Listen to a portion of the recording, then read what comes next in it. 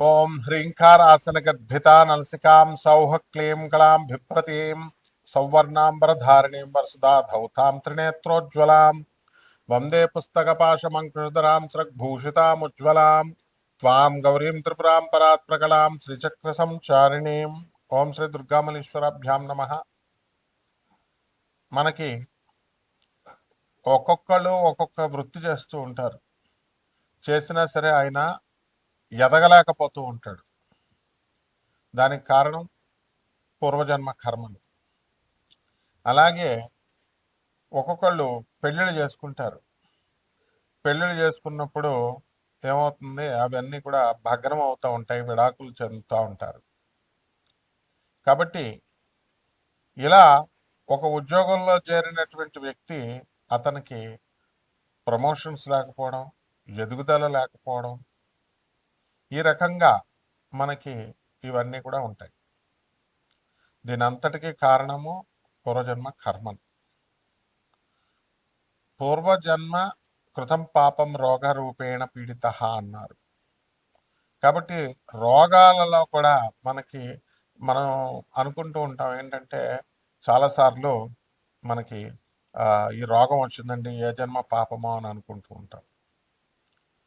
కాబట్టి మనకి ఈ రోగం ఇప్పుడు ప్రస్తుతం తాత్కాలికంగా మనకు ఇప్పుడు వచ్చింది, తగ్గట్లేదని ఆవేశపడతాం. డాక్టర్ల దగ్గరికి వెళ్తాం, ప్రయత్నాలు చేస్తాం. కొన్ని దీర్ఘకాలిక రోగాలు ఉంటాయి. ఆ దీర్ఘకాలిక రోగాలు నయం కాకపోవడం అనేటటువంటిది కేతుగ్రహ ప్రభావం. ఈ రకంగా మనము ఈ ఉద్యోగంలో ఎదుగుదల లేకపోయినా, లేకపోతే వివాహాలు భగ్నం అవుతున్న, వివాహాలు కొంతమంది కాపురాలు చేసుకుంటూ ఉంటారు, కానీ వాళ్ళకి సరైనటువంటి సంసారం ముందుకు వెళ్ళదు. అలాగే సంతానం లేకపోవడం, సంతానం కలగకపోవడం, ఇవన్నీ కూడా ఉంటాయి. దీనికి సర్పదోషాలని, కాలసర్పదోషాలని, తర్వాత ఈ యొక్క కేతు దోషాలని, ఈ రకంగా మనం చెప్పుకుంటూ వస్తాం. అయితే చాలామంది ఏం చేస్తుంటారు, ఈ సర్ప ప్రతిష్ట, నాగ ప్రతిష్ట అని చెప్పి వేలాది వేల రూపాయలు తీసుకుంటూ ఉంటారు.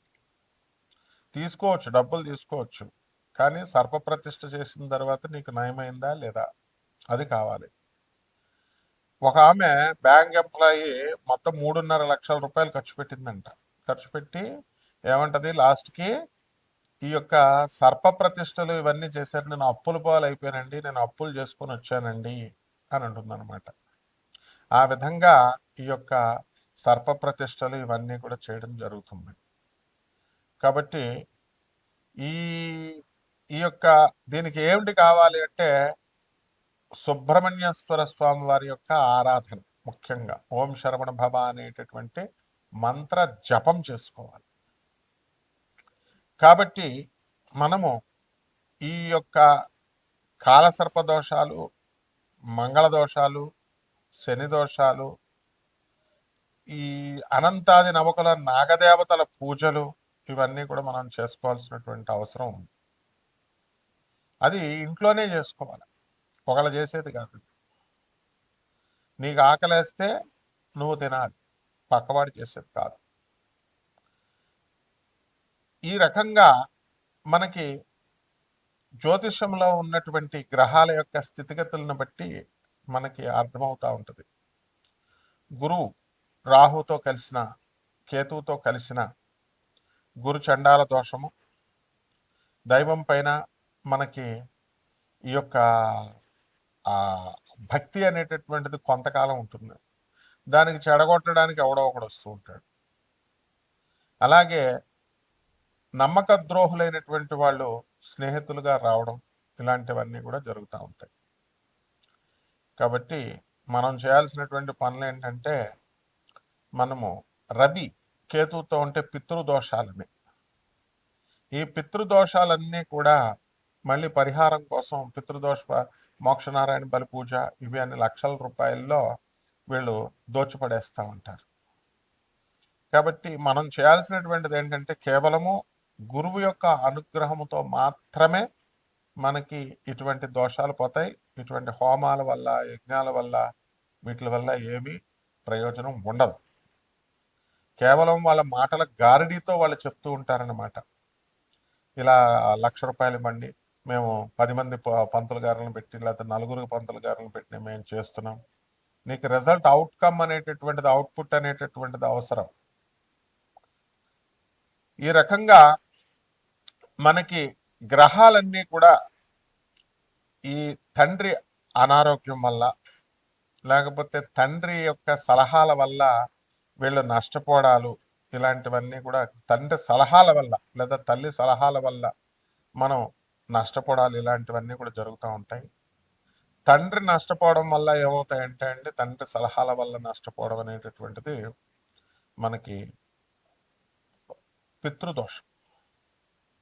అలాగే చంద్రుడు స్ట్రాంగ్గా ఉండకపోయినా మీకు ఏమవుతుంది, మాతృదోషం అనేటటువంటిది ఏర్పడుతుంది. కాబట్టి మనం చేయాల్సినటువంటి పని ఏంటంటే, ఈ మనము సాధన అనేటటువంటిది మనం చేసుకోవాలి. గురు సాధన.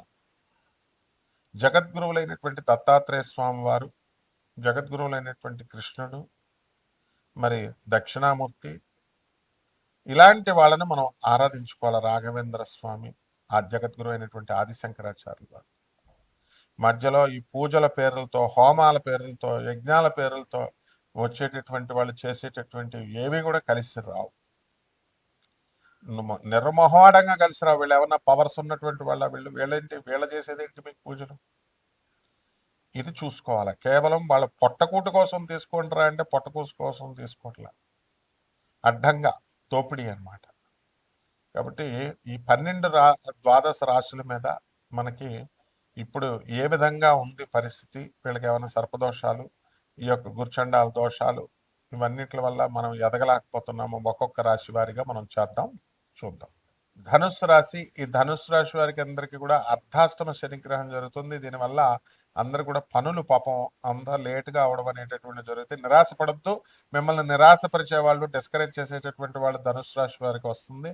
పాపం మీరు కోటాను కోట్ల రూపాయల వ్యాపారాలు కోసం అని చెప్పి అప్పులు పెట్టి, అప్పులు తెచ్చుకొని వ్యాపారం చేస్తే అవి అమ్ముడవ్వకపోవడం ఒక ఎత్తు అయితే, ఆ స్థలాలన్నీ కూడా కొని ఒక రౌడీ షీటర్ దగ్గర కొనడం, ఒక అసాంఘికమైనటువంటి వ్యక్తుల దగ్గర, మీరు ఎమ్మెల్యేల దగ్గర, ఇలా కొంతమంది రాజకీయ నాయకుల దగ్గర, కొంచెం మంచోళ్ళు ఉంటారు, వాళ్ళ దగ్గర కొనుక్కోకుండా మామూలు కొంచెం క్రిమినల్ హిస్టరీ ఉన్నటువంటి వాళ్ళ దగ్గర కొనడం ద్వారా మీ డబ్బు, కోటాను కోట్ల డబ్బు స్టక్ అయిపోతుంది. ఎందువల్లంటే మేము మళ్ళీ మేము అని మీరు బిల్డింగ్లు కట్టుకుంటుంటే ఆపేయడము, వాళ్ళ రౌడీలను పంపించడము, ఇలాంటి వాళ్ళ సంఘటనలు జరుగుతాయి. కాబట్టి మీరు కోర్టును అప్రోచ్ అవ్వండి. పోలీసు వినకపోతే కనుక you have to approach the court. Higher courts, హైకోర్టులు ఉన్నాయి, సుప్రీం కోర్టులు ఉన్నాయి. అండ్ డెఫినెట్గా మీ యొక్క రైట్స్ని మీరు ఎక్సర్సైజ్ చేసుకోవచ్చు. ఈ విధంగా ఈ యొక్క ధనుసు రాశి వారికి అందరికీ కూడా ఆదాయాల దగ్గరికి వచ్చేసరికి మనకి ఈ సప్తమంలో ఉన్నటువంటి ఈ యొక్క గురుగ్రహ ప్రభావం వలన ఆదాయాలు పెరగడానికి అవకాశాలు ఉన్నాయి. అంతవరకు కూడా డిసెంబర్ 5 వరకు కూడా మనకి అష్టమ గురుగ్రహ ప్రభావం వలన అప్పులు అధికంగా మీరు చేసుకోవడం అనేటటువంటివి జరిగినాయి. ఇకపోతే మీ యొక్క సోదరులందరూ కూడా మంచిగా డెవలప్ అవడము, వ్యాపారాల్లో కూడా మీరు మంచి లాభాలు తీయడము, తర్వాత కోర్టు కేసుల్లో మీరు విజయాలు సాధించడము, వ్యాపారాల్లో బట్టల షాపులు, తర్వాత హోటళ్ళు, హోల్సేల్ వ్యాపారాలు, అపరాలు, ధాన్యాలు, ఇలాంటివన్నీ కూడా జరగడం జరుగుతుంది. అదేవిధంగా గురుగ్రహ ప్రభావం వల్ల పౌరహిత్య వృత్తిలో ఉన్నటువంటి వాళ్ళకు కూడా మంచిగా కలిసి వస్తుంది. ఆ విధంగా మీరు మధ్యలో ఉన్నటువంటి బ్రోకర్ గాళ్ళని అసలు పట్టుకోవద్దు మీరు. ఎందువల్లంటే ఈ యొక్క డైరెక్ట్ పూజారి 10,000 కంటే ఎక్కువ తీసుకోడు. మధ్యలో ఉన్నటువంటి బ్రోకర్ గాళ్ళు 2-3 పంతులను పెట్టి చేసేటటువంటి వాళ్ళు ₹1,00,000, 2,00,000 తీసుకుంటారు. ఆ విధంగా ఈ ఇటువంటి వాళ్ళ దగ్గరికి మీరు చేసుకోవడం ద్వారా మీకు ఏ విధము ఉండదు. మీరు జగద్గురు అయినటువంటి దత్తాత్రేయ స్వామి వారి యొక్క శరణంలోకి వెళితే మీకు తప్పకుండా మీకు మంచి జరుగుతుందన్నమాట. అలాగే ఉద్యోగాలు లేనటువంటి వాళ్ళకి ఉద్యోగాలు రావడానికి అవకాశాలు ఉన్నాయి. అలాగే చక్కగా మీరు ఏ పని అనుకుంటే ఆ పని సక్సెస్ అవుతుంది. కేవలం ఆర్థికపరమైనటువంటి చికాకులు అనేటటువంటి కొద్ది కాలం ఉంటాయి అన్నమాట. ఆడవాళ్ళకు కూడా మీకు అనుకూలమైనటువంటి పరిస్థితులు మీకు ఏర్పడతా ఉంటాయి. మీ భర్త కూడా మీ మాట గతంలో విననటువంటి వాళ్ళు ఇప్పుడు కొద్ది కొద్దిగా వినడం అనేటటువంటివి జరుగుతాయి.